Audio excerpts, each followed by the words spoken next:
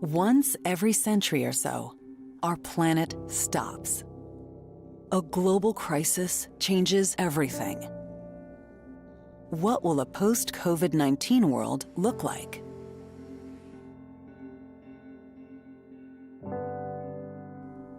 Immense disruption can spur reinvention in healthcare, social welfare, work, education, and business. Faced with catastrophe, societies can crumble or gain strength. Countries can go to war or find new ways to work together. Governments can use new technologies as a tool for creation or destruction. The Bloomberg New Economy connects leaders of East and West to discuss a better world. Our neutral platform facilitates purposeful, data-driven conversations on pathways to common prosperity. Inequality costs lives. Poverty incubates disease. Climate change creates hunger and refugees. When this pandemic is over, we must build a new economy that works for everybody.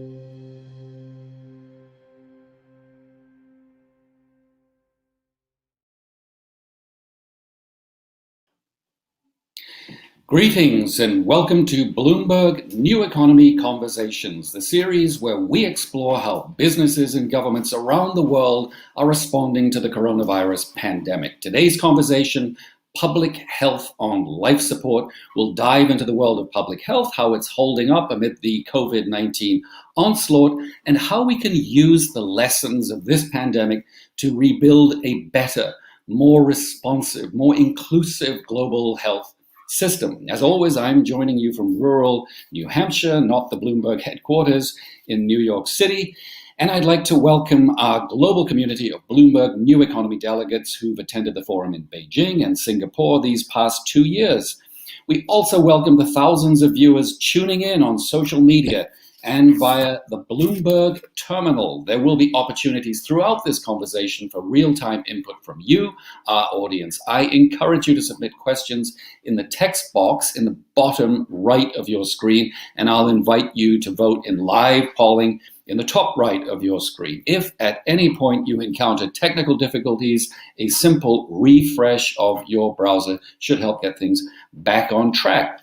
So we've got a wonderful panel coming up a bit later that you'll want to stick around for, but I'd like to start our program today with a fire starter conversation that I recorded yesterday with the Commissioner of Health for New York City, Dr. Auxiliis Barbeau. New York has been the center, of course, of COVID-19, epicenter of COVID-19 in the United States. And just as the city has begun to get the coronavirus pandemic under control after months of lockdown, the all too familiar epidemic of racism has prompted thousands of New Yorkers to take to the streets to participate in the Black Lives Matter protests. I spoke to Dr. Barbeau about the link between inequality, racism, and public health. Take a listen. Dr. Auxiliis Barbeau, thank you for joining us. Thank you for having me. First of all, congratulations. New York City has flattened the curve, or as Governor Cuomo put it, has bent the curve. Nevertheless, we're seeing pictures of New Yorkers right now partying in the streets of the East Village as though the coronavirus had gone away completely. Do you worry that this kind of complacency might create a second wave of infections? You know, I absolutely worry. I can understand the impulse of wanting to be outdoors and reverting to quote unquote life pre-COVID, but the reality is that all of the measures that we put in place for social distancing, including the use of face coverings, are what were giving us the ability to really bend the curve. And so my fear is that we will squander that opportunity by having people not adhere to social distancing and the use of face covering. So yeah, we're taking every opportunity to remind New Yorkers we are nowhere out of the woods. We need people to keep using face coverings and to stay indoors as much as possible. So Governor Cuomo has threatened to actually shut down parts of New York City that aren't compliant with these new social distancing rules. Do you think that kind of warning will influence people's behavior? I mean, is it possible we could go back to a lockdown, as Beijing is now going back to a partial lockdown right now? I hope that it wouldn't get to that point because, again, we've come a long way in terms of reducing the ongoing transmission of infections. And what it would take to keep that number down is actually something that's very easy in the big scheme of things. And honestly, it may be inevitable that we would have to revert back to a strict stay-at-home policy once again, but my hope is that we won't have to come to that. Okay, we have a question here from one of our new economy community members, Lara Retta. She's the Associate Chair for the Department of Emergency Medicine at North Shore University Hospital in Manhasset, and she asks, in the event of a resurgence in the number of cases, how can public officials help hospitals mitigate drug and equipment shortages?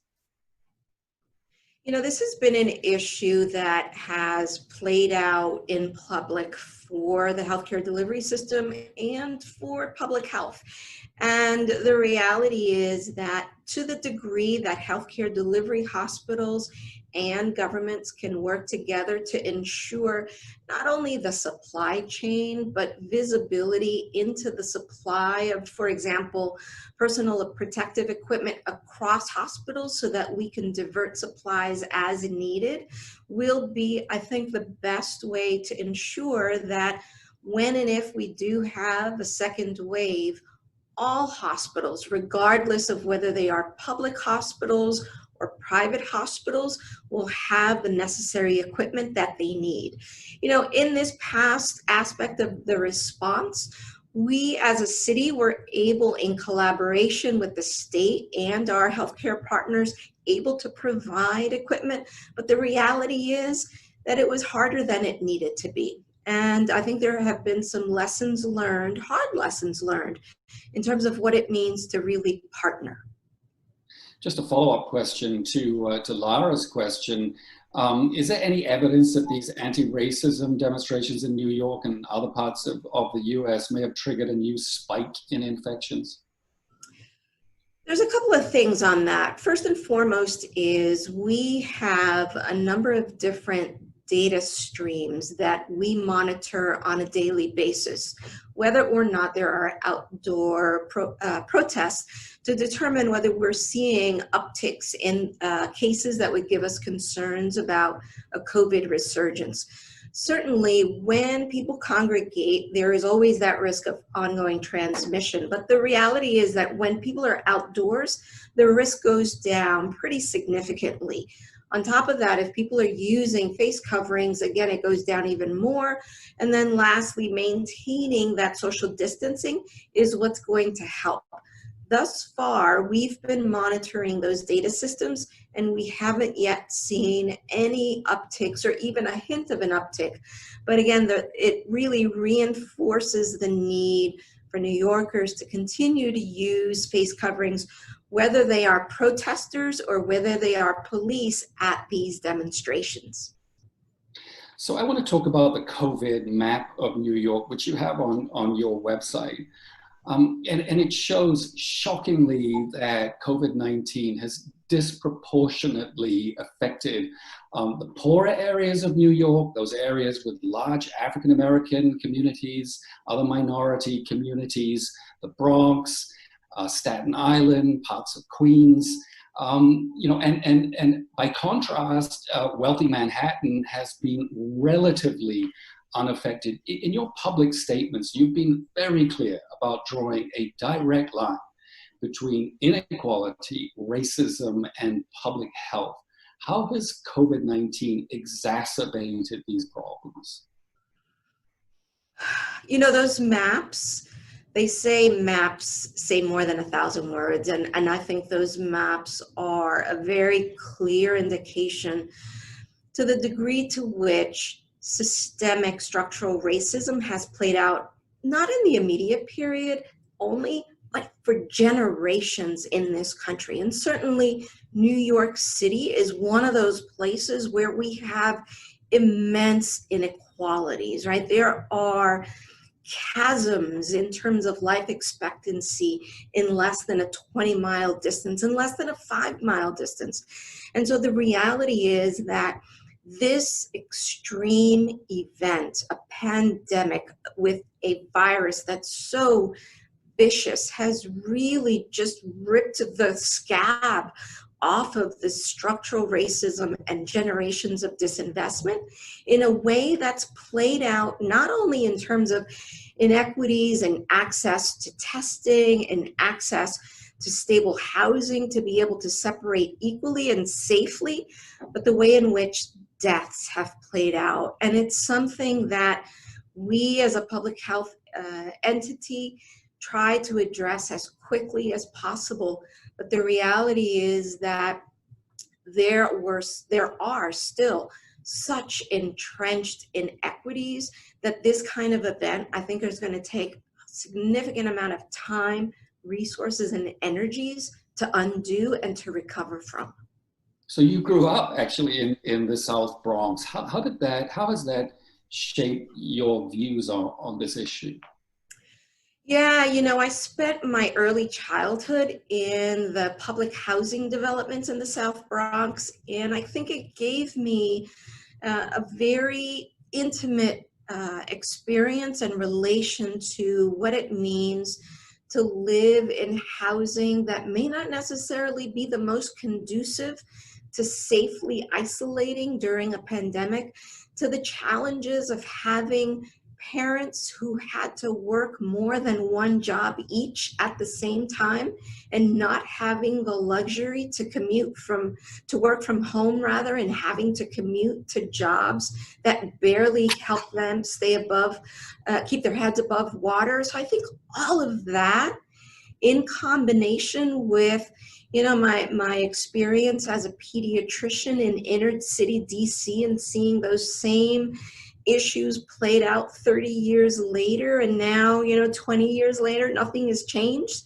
There are some folks who I think would be understandably demoralized by that, but I'm an eternal optimist, and I have really a strong sense of what it takes to bring people together and to work off of hope rather than working off of despair.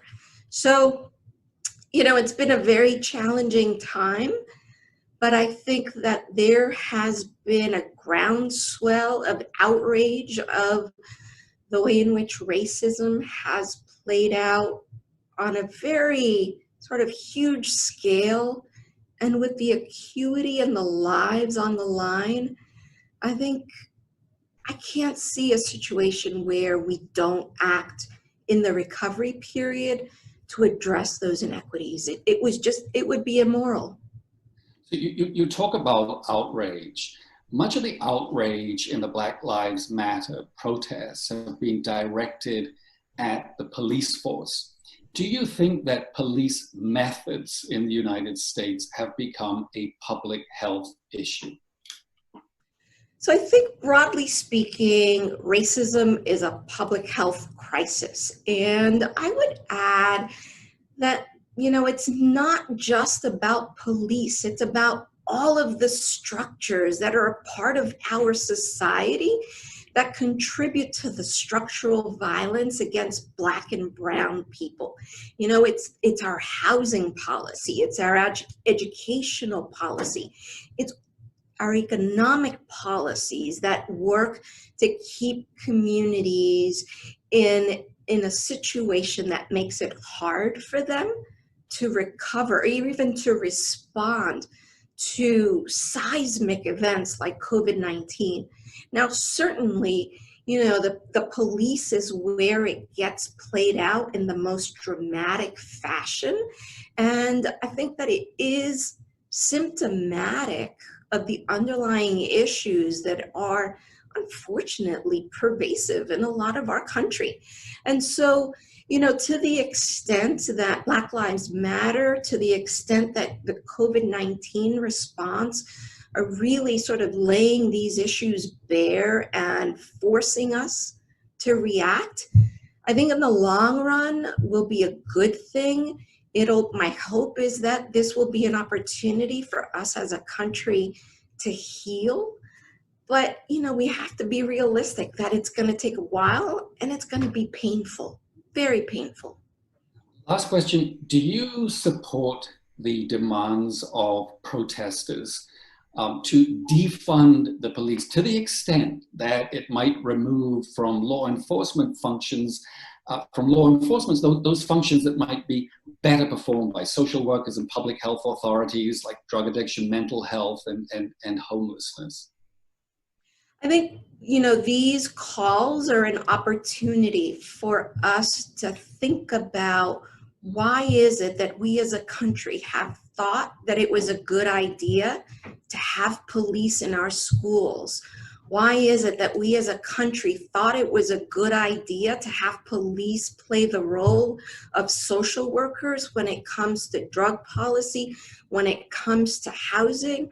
I think certainly we are at a moment in history where we have to interrogate what we previously took for granted as the norm, and to collectively reimagine what it means to rebuild our country.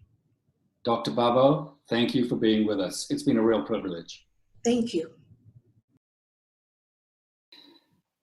That was the Commissioner of Health of the City of New York, Dr. Oxiris Babo. Now let's meet our panel today. It's my pleasure to introduce our three guests. First of all, Dr. Preeta Reddy. Dr. Reddy is the Vice Chairperson of Apollo Hospitals, the largest hospital group in India. She's also the President of Nat Health, Healthcare Federation of India, working closely with the government of India to advance progressive policy decisions in healthcare. Dr. Reddy, thank you for joining us. Namaste. Gregory Roxon. Gregory is the co-founder and CEO of M Pharma, a technology-driven inventory and retail pharmacy operator, managing a network of over 400 pharmacies with operations across 5 countries in Africa: Nigeria, Kenya, Ghana, Zambia, and Zimbabwe. Welcome to the program, Gregory. It's great to be here. And finally, Mike Wells. Mike is the Group Chief Executive of Prudential PLC, a London-based multinational life insurance and financial services company. Under Mike's leadership, Prudential has developed Pulse, a digital health platform for Asia, which combines AI, symptom checking, telemedicine, and wellness advice. Welcome to the program, Mike. Thanks, Andy. So, Dr. Reddy, I want to start with you. Many in New York have criticized the authorities for locking down too late.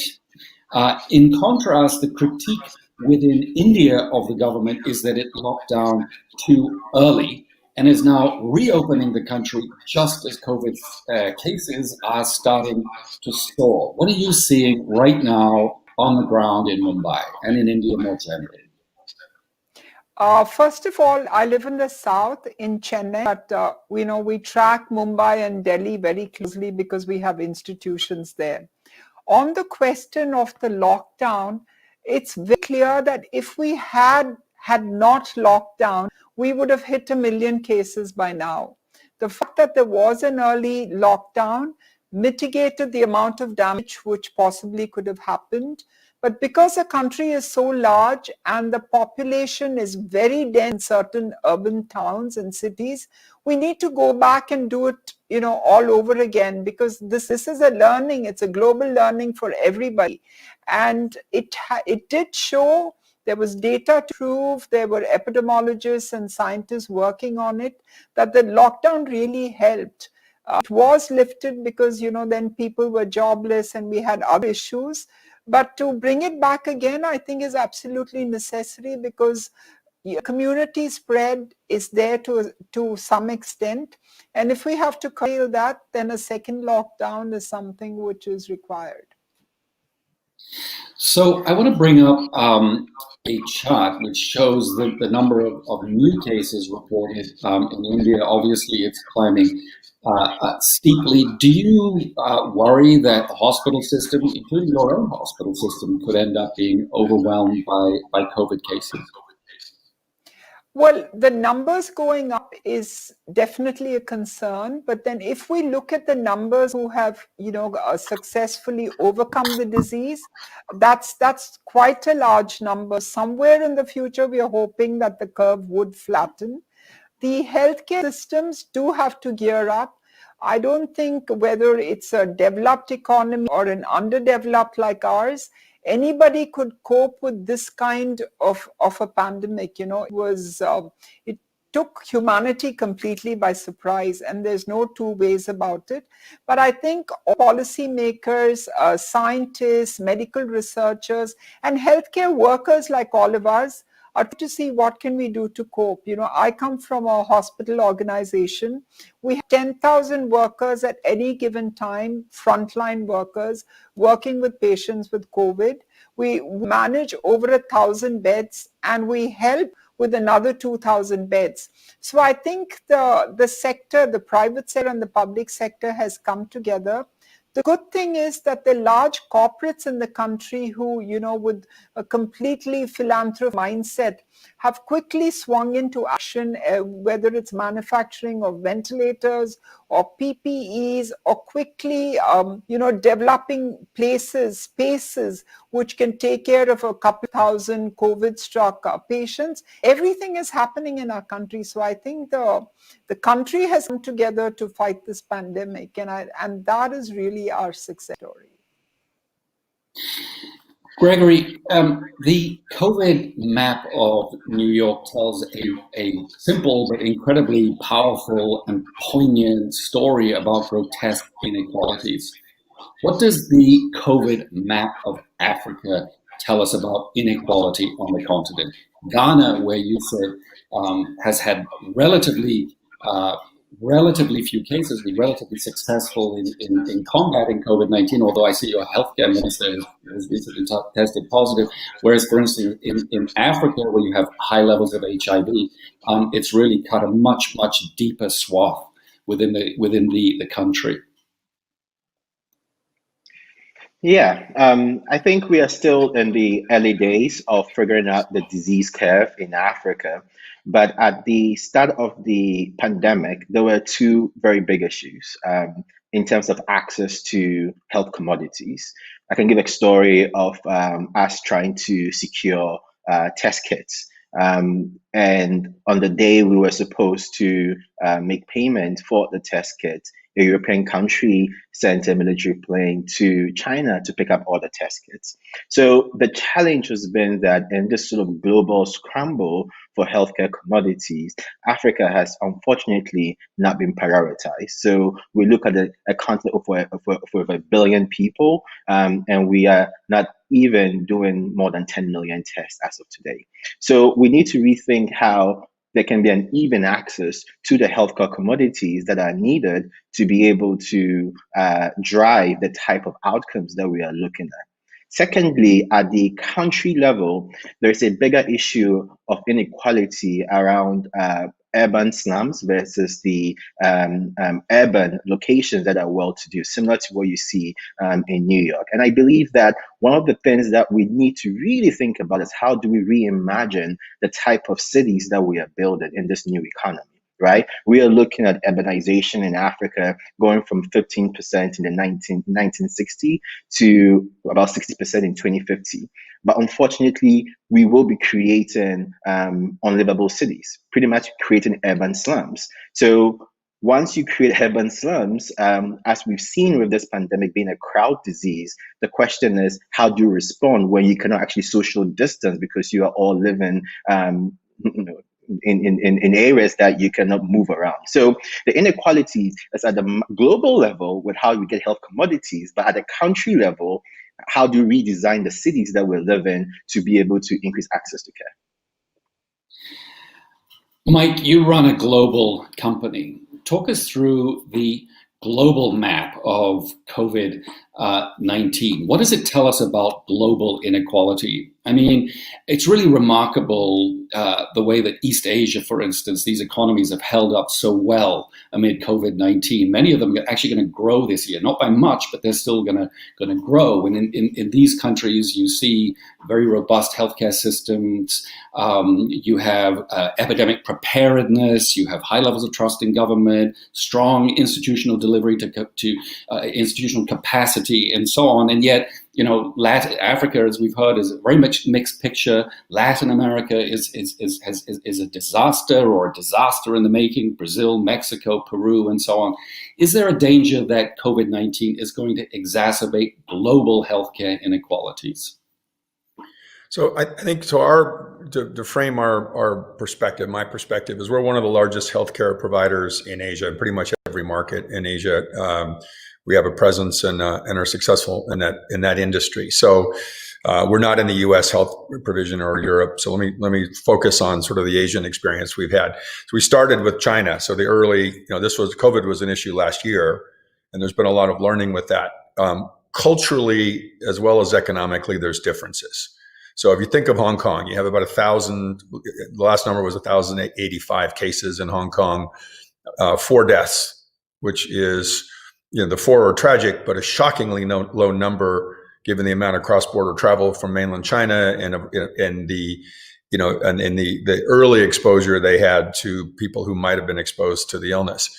What you did see on the ground, though, in the beginning of the year was culturally, before there was government policy, a caution around health. People wear masks in Asia as a courtesy to others when they're sick. It's not to protect themselves. I get North American friends that always say, I'm wearing a mask now and they think it's a shield. It's actually generally for someone else that you wear that. There's there's muscle memory from SARS and the bird flu and things where cultures understand to take health issues seriously early. And then the other thing I think you in the balance of economies, your point earlier, so Asia started with growth where, Europe would have started the year probably with flat or negative growth. And so, you have more to work with economically, but it's the same policy decisions for these leaders. They're trading off, income for health and often financial inclusion and health inclusion. And Singapore has been very dramatic. I think Singapore is often referred to as the Switzerland of Asia, which would imply a very serious focus on their economy. And they do, and it's very well developed. But you see they're one of the most conservative, one of the most healthcare centric of the governments in Asia. And they're most cautious with their populace health. Those are policies. That's why people trust the government. That's why they're supportive. They see those trade-offs being made, and there's an alignment with, I think, the social policy and the people executing, and the populations are smaller. And one of the dynamics that's real is there's borders. So they're defining travel, inter-Asia, where if you look at the U.S. interstate travel and the individual policies in states and cities and things were completely they were unaligned. They were, New Yorkers weren't welcome in Florida, as you saw, and the license plates from New York were, scarlet letter for a while on the East Coast, right? Those sorts of policies are addressed at a more national level in Asia, and I just think there's a cultural understanding of illnesses that's again more developed from having dealt with other challenges. Gregory, go back to your story. You talked about this scramble for pharmaceuticals as a pandemic started spreading around the world. How big a threat? People talk about medical nationalism and vaccine nationalism. How big a threat is this to Africa? Do you think? And what are the answers to this problem? Is it more manufacturing in Africa? What in your business would make you more resilient to this kind of threat? Yeah, I think it's one of the biggest threats we actually face right now. When you actually look at manufacturing across the continent, it's actually declined from about 15% as a sector in 1995 to less than 10% this decade. So when we were hit by the pandemic, like getting stuff like hand sanitizers was a problem. Right. So I think we've realized that we can no longer just rely on the generosity of the world. We need to actually, as a continent, think through how we build a healthcare manufacturing ecosystem that can actually enable us to build self-reliance. And, recently we created the Africa Free Trade Continental Agreement, which we hope will help Africa as a continent negotiate better and trade among itself much freely. I think the next step that we need to take is identify specific regions that can become healthcare development manufacturing centers. Like West Africa can become the pharmaceutical manufacturing hub for Africa. Southern Africa can be the digital health ecosystem for Africa. And then by being able to create these regional hubs, we would be able to then respond appropriately and trade within ourselves without having to rely on the generosity of the world, as we saw currently failing us when we needed to get the critical supplies to respond to the pandemic. Dr. Reddy, one of the abiding images from India coming out of this pandemic is these millions of unemployed day laborers and their families flooding out of urban slums, going back to their villages, carrying COVID in many cases with them. Does this pandemic, do you think, within India create a whole new social divide? I don't think it will create a social divide. And let me say this, because a lot of them were day laborers. And when they found that they were not getting their daily wages, then the thought of going back home, because they come from rural India and they would probably be able to get a square meal if they reach their homes. And 40 million is the kind of number which we have of the kind of migrant population in a country of 1.3 billion people. 7.5 million were the people who tried to go back and move back. And there were many measures which were put into place, but this was the most unimaginable, unprecedented, unparalleled migration ever in our history. Even when between India and Pakistan post-war, when people migrated, it was not these kind of numbers. So I think for us, it was definitely a huge shock, but I must say that the policymakers swung into action. And a lot of benefits were given to them, and a lot of benefits are also in place. We have to see how it pans out. But we're hearing that a lot of the so-called migrant labor now want to come back because, they know that they have some kind of a job security from where they moved. So it was a panic which was created. It was terribly unfortunate, but we think that as we rebuild our nation, as construction work goes on, as manufacturing increases over maybe in the next 24 months, the migrant labor will come back, but the policymakers will have to put certain safeguards in place so that this never happens to them. But I'm a very positive thinker. We've lived in India and we believe in philosophy, we believe in the power of humanity. And I don't think this is going to create a cultural divide or a racist issue, because everybody tries to help each other and there's no radical divide between them. Okay, I want to bring in a first audience question. This one is from Carlos Garcia. He is a senior consultant at Advanced Consultores in Mexico. Carlos asks this: what health strategies do you consider to be necessary for better control of pandemic events like COVID-19 in the future? Mike, do you want to have a go at that one?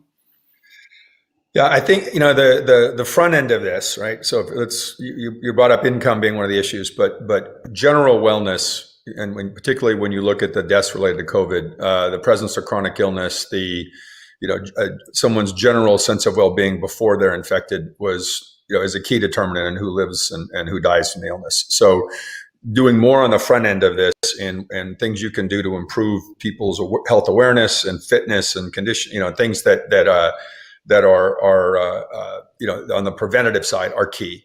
There's also an information sharing piece in this that gets into which part of medical data on an individual do governments see and privacy. But there's a technology piece in this that you're seeing playing out, where you mentioned the Pulse platform we rolled out, for example, has a symptom checking capability. In one sense, it helps the hospitals with it's sort of a individual triage. It's also, though, for an individual, if someone works a long way from a hospital, which we get in a lot of the rural areas, which again are hit hard by this virus, do they take a day off work to go to a hospital? These sorts of decisions, there are tools in the marketplace that can improve a consumer at any level of incomes, access to better information, access to better personal care. I'll give you a couple of quick ones. We have one capability in it that's dengue fever predictive mapping, right? That tells you you're in an area that's you potentially could get the fever. We also have on the lighter side a wrinkle index that tells you from a selfie, how you're doing health-wise and if you're taking care of yourself. Well, there's a bit of gamification in that to get people to use frequently and regularly a health app if they don't feel well. So they get linked to telemed, so they get linked to a hospital. So you get to these sick people earlier. And I think that allows the care providers to do their job better, faster. So we're going to get back to telemedicine a bit later. But to Mike's point about general health and wellness, one of the disastrous side effects of COVID-19 is that people are foregoing regular medical treatment. They're just not going to hospitals unless they have symptoms of COVID-19. They're afraid of going to see a doctor. Dr. Reddy, how is that playing out in your hospital network in India? So we are seeing, of late, there are more admissions into the ER because people are coming now with heart attacks, which was expected. With the lockdown, nobody ventured out, and then they realized that they need interventions. I think the emergencies are definitely on the rise, which is awesome. Also, India has the largest number of diabetes in the world. Globally, we're a diabetic population. And unless they know to take care of themselves, unless they have, preventive maintenance, preventive checkups, I think we're heading for another disaster. And we all know and understand that the NCDs, the cancer, hypertension, diabetes are all on the rise. It's showing a 30% increase globally. We've seen a new problem, which is mental health. Mental health suddenly has another problem, and I think policymakers, governments, nations, citizens have to deal with that. And there's a very strange problem globally is that on one side we find malnutrition, and on the other side we find obesity, and obesity again leads to all these diseases. So I think there's a dichotomy here, and how do we come up with answers to educate people, to take the point of care to literally, to their palms, like Mike and his company is doing? How do we really to get the point of care to people so quickly that the intervention can make a huge difference? I think all these are what a better world and a new economy is going to be all about. Gregory, what are you seeing in the pharmacy business in Africa? I mean, many poor countries in Africa have suspended their vaccine programs. There's been spikes in cases of diseases like cholera, diphtheria, measles. Are you worried about other diseases surging as the focus is on COVID-19? Yeah, and we've learned that the hard way with Ebola, that more people actually died from malaria during the Ebola crisis than they actually died from Ebola, simply because of the suspension of many healthcare services, as well as also the entire focus around healthcare delivery in the countries that were hard hit by Ebola, going towards controlling and treating that disease. I think one of the bright things that has come out of this crisis is reinforcing the role the pharmacy plays in the community, right? So even though many people have not gone to hospitals because of the fear of contracting COVID, we've actually seen an increase in the number of people going to the pharmacy because they see see that as a much safer place to get the care that they need. And also you get to meet a pharmacist who you get a free consultation from, and then you only have to pay for your medicine. So I think as the pharmacy and the pharmacist is the closest person, healthcare worker to most communities in Africa, the question becomes, how do we imagine the pharmacy just from being a drug seller to actually becoming the primary contact for primary care in Africa, since you have more pharmacies dotted around most urban areas and even urban slums and rural areas compared to clinics and hospitals. So let's talk about telemedicine. When people talk about rebuilding global public health systems post-COVID-19, there's this huge focus on that area. I want to show you a pie chart which shows just how quickly the public has moved to embrace the technology. 76% of consumers surveyed by McKinsey are interested in using telemedicine. Let me start by injecting perhaps a slight note of skepticism here. In this pandemic, the methods of disease, successful methods of disease control have been decidedly low tech. Hand washing, social distancing, quarantine, of course, a medieval practice. Do you think we're in danger of hyping the potential of AI, robotics, genomics, and some of these other supposedly transformational technologies? Mike, could we perhaps start with you? No, I mean, the short answer to your challenge is no. I mean, I think medicine and the delivery of healthcare has always evolved. And I think the starting, you can't start with a bias that a US or European model is the correct model for all economies going further. Most economies can't afford it. I mean, and it isn't necessarily the best path, as we all know. And just your first speaker highlighted some of the challenges in it and its fairness of delivery.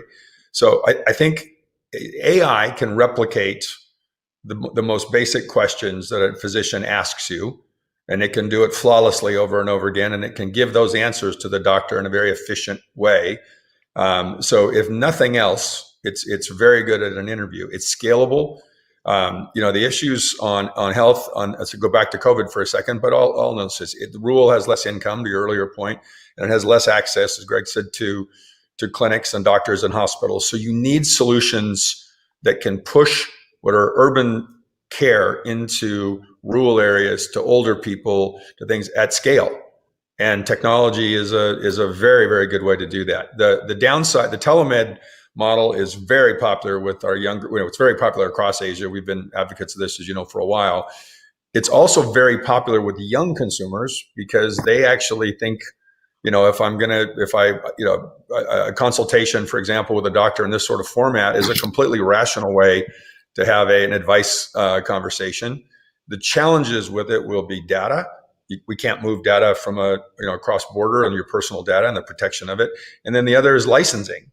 You're not going to see a Mumbai doctor center servicing other markets because the medical licenses may or may not carry across those jurisdictions. So globally, we've got a long way to go to scale it, but the service is very effective. It fills gaps in numerous countries, rather geographic or income or health capacity challenges. And I think it's a tremendous technology. Okay, let's see what our audience think. Let's go to our first audience poll. And here's the question: how willing would you be to adopt telemedicine as an alternative to primary care? The options here: I'm already using telemedicine for primary care. I haven't used it yet, but plan to in the future. I'd be willing to try it, but I don't think it's a good substitute for a doctor's visit. And final option: I'm not interested in telemedicine. I prefer in-person doctor visits. Dr. Reddy, while we're waiting for the audience to answer that, to submit their answers, let me ask you, does online consultation lead to medical outsourcing? What difference does it make to me whether my doctor is sitting in New York or Mumbai if we're talking online? Are you going to see a boost to your business in the Apollo hospitals from telemedicine linked to Europe, linked to the United States, and indeed all parts of the world? we do. We were the first telemedicine providers in that of the world, and it was actually Bill Clinton who inaugurated our program from a small village in Andhra Pradesh to a city.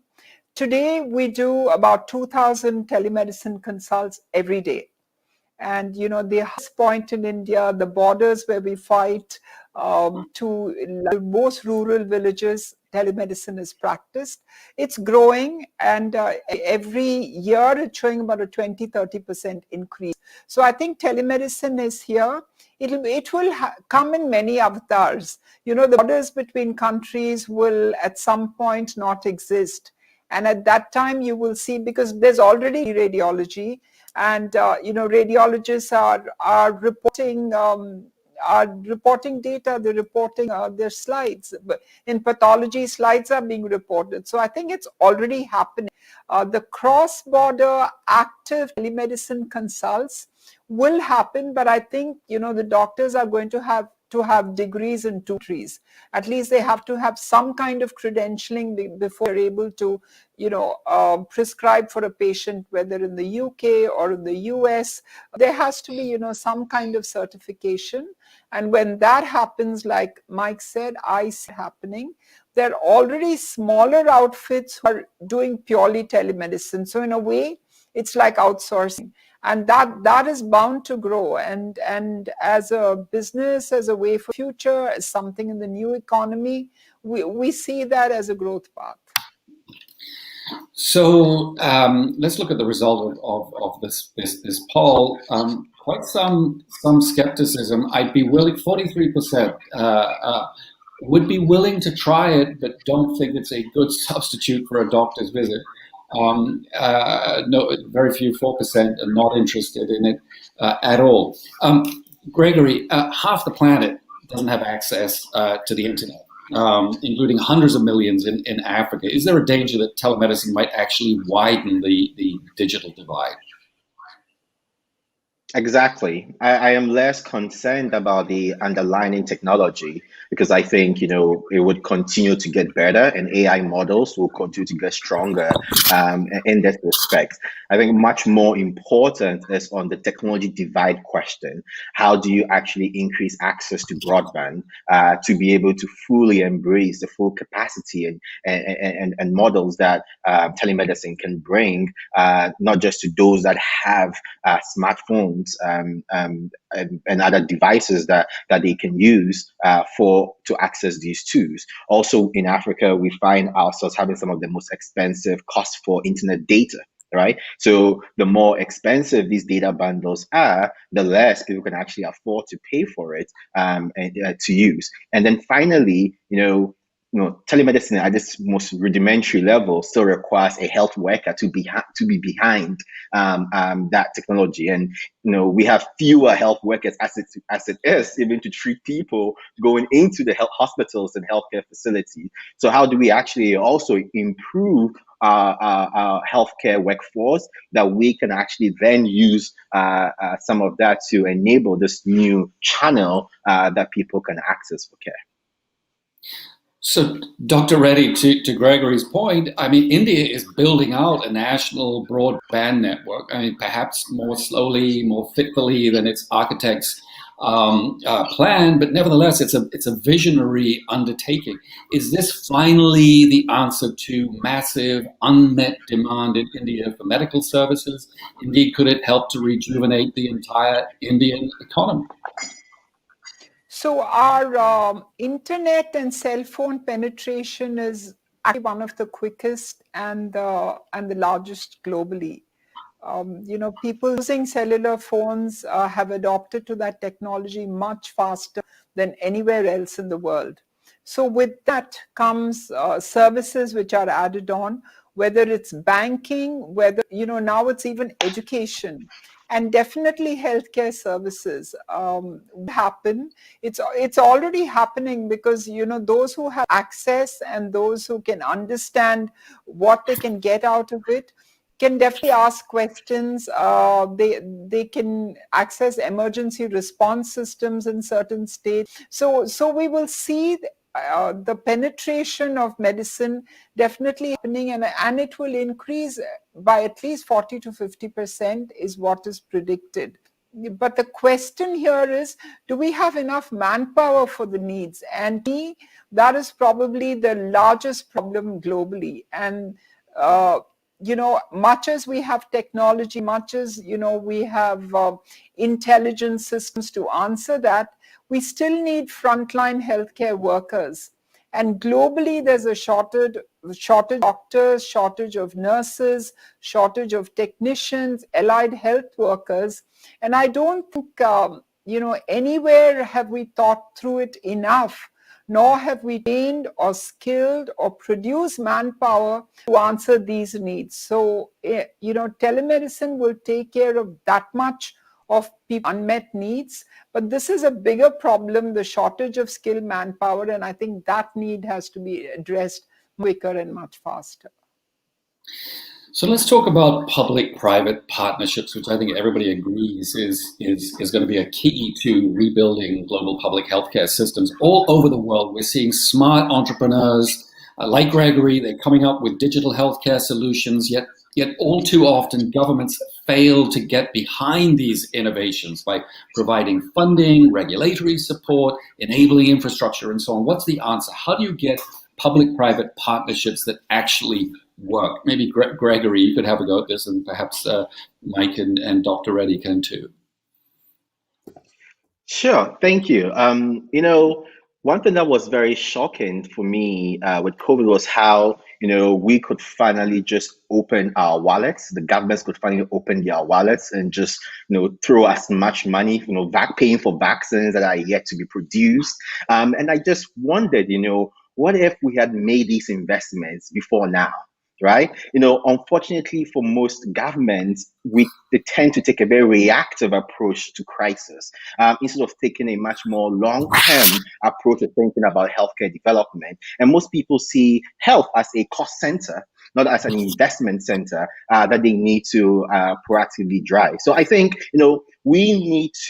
most African governments must start thinking about healthcare investments like venture capitalists, right? It may not pay out right now, but if it pays out, it's going to be a much bigger outcome than what you expect. In Ghana, more practically, for example, the Ghana Investment Promotion Center, which is the government agency's arm, has been very proactive with the CEO working very closely with me to say, how do we streamline the regulations that we have in this country to enable us to tap into this newfound opportunity that public health can bring to the country. And we hope that we can see more government agencies moving from thinking as civil servants and bureaucrats to actually wearing an investment banker's hat to thinking about investing in healthcare as an investment opportunity than a cost center. We can't really talk about digital healthcare without reference to privacy issues, and COVID-19 has given rise to the growth of what some people call, the biosurveillance state, particularly in East Asia, where you have governments that require their citizens to install apps in their phones that monitor their movements and who they're mixing with and so on. Mike, is this a temporary phenomenon, do you think, or is this kind of pervasive surveillance going to become increasingly a part of global public health? And what are the implications for personal privacy? Well, I think, Andy, there's so the data, for example, we collect on the symptoms checker, which would be an artificial intelligence doctor, say in the UK. That is encrypted. That's client based. But again, different jurisdictions have different rules of who owns your health data. So in some cases, it's the health provider. In some cases, it's the individual. It's not those sorts of public policy issues haven't really been aligned yet. So start with that. So there's a different definition of whose data it is based on the market you're in. Then to your point on proximity and some of the other health apps, talking to friends in China, that's probably one of the most advanced economies in terms of integrating digital openness to tools like that, right? And but it's consumer supported as well as policy supported. So friends in Beijing don't, if there's a proximity app that tells you you and I are low risk and we get a green or yellow or red going to a restaurant, they're fine with that because they see it as a tool that helps them stay healthier. I've done the lockdown with four people in their 20s. Two of my wife's and biological sons, and then two young people have lived with us for a decade that might as well be family. And 20-year-olds have a very different view of data privacy and what trade-off they're willing to make for luxury and convenience on their devices than I do. And I think they see it as a currency. They're not naive to what data is being used, not used, but they see convenience, and benefit coming from those trades. So you're going to see different geographic executions of it based on just culture. There is absolute benefit to it, and then to your point, there is the ability, like any other technology, for rather private or policymakers to abuse that technology. Let's not take out a tech firm or a large evil insurance company from the list of people who could misuse information, right? There's whoever has the data has a responsibility to handle it responsibly, protect it, not use it for anything that isn't in the mutual benefit of the participants. And that doesn't necessarily just mean governments. Okay, let's bring up a second audience poll for the audience's take on this. How much would you trust government with your data in the interest of public health? 0, that's an invasion of privacy. Somewhat, if I could be assured my data would be kept anonymous and secure. I trust my government with my information if it helps manage the spread of COVID-19.